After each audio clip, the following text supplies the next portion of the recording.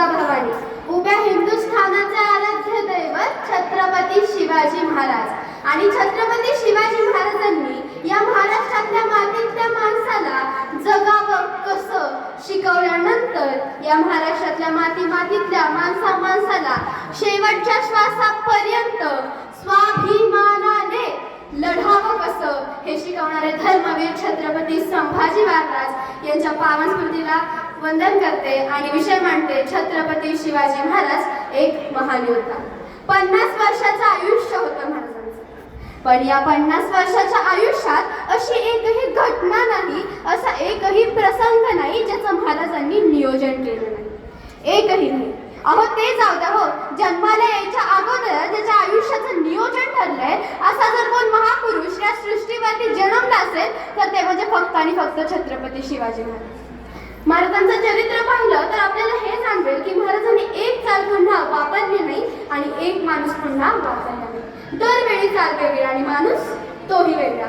राजा अफजल खानाला भेटायला गेले, शाहिस्ता खानाला नाही, तिथं छापाच मारला, तिथं खानाला मारलं आणि तिथं मिर्जाशी तह केला। खूप मोठं वैशिष्ट्य आहे हे महाराजांचं। जेव्हा महाल तुम्हाला पुरंदरावर दिसेल तिथे तुम्हाला तानाजी दिसणार नाही, तानाजी तुम्हाला कोंढाण्यावर दिसेल तिथे तुम्हाला बाजी दिसणार नाही, बाजी तुम्हाला पन्हाळ्यावर दिसेल तिथे तुम्हाला येसाजी दिसणार नाही। दरवेळी माणूस वेगळा। आता मी तुम्हाला या ठिकाणी एक अफजल खान आणि महाराजांबद्दल एक प्रसंग झाला तो सांगते। बरोबर 12:30 वाजता महाराजांनी गड सोडला। 2 वाजता महाराज अफजल खानाच्या छावणीत जाऊन पोहोचले। खानाला वर्दी मिळाली, राजा येत आहे। खान उभा राहिला, वकिलाने विचारलं ये है क्या सिवा? वकिलाने मान डोलवली। पुढे 5-5.5 फुटाचा निर्भयदार राजा शिव छत्रपती अस्ते कदम करत येत आहे। खानाने आपली बाव पसरली, बोला आओ सिवा हमारे गले लग जाओ। राजे गळामिठी घेण्यासाठी पुढे गेले, गळामिठी झाली। खानाने राजांच्या पाठीवर दाब दिला, जोर मारला, राजे गुद मारले। खानाची कट्ट्यार राजांच्या मस्तकावर नंगठावर घसरली, दगा जाणवला, वाघ नख निघली, खुपसली, दगा करत खान कडकडला। कृष्णाजी भास्करांनी महाराजांच्या मस्तकावर मार केला।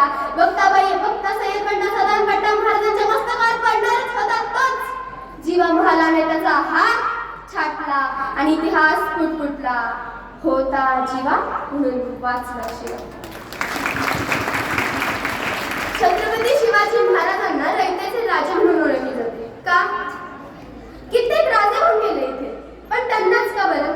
कारण माझ्या राजांनी 360 किल्ले बांधले पण स्वतःसाठी एकही महल बांधला नाही। बरं मग का? कारण बाकीच्या राजांनी त्यांच्या महलात बायका नाचवल्या आणि माझ्या राजांनी त्याच्या किल्ल्यावर बायका वाचवल्या। जी पण स्त्री मला ऐकतेय तिला सांगावंसं वाटतं की अगं तलवारीपेक्षा तीक्ष्ण तुझ्या नजरेची धार आहे, अगं तलवारीपेक्षा तीक्ष्ण तुझ्या नजरेची धार आहे। स्वराज्याची वाघीण तू भवानीचा वार आहे। महाराष्ट्राची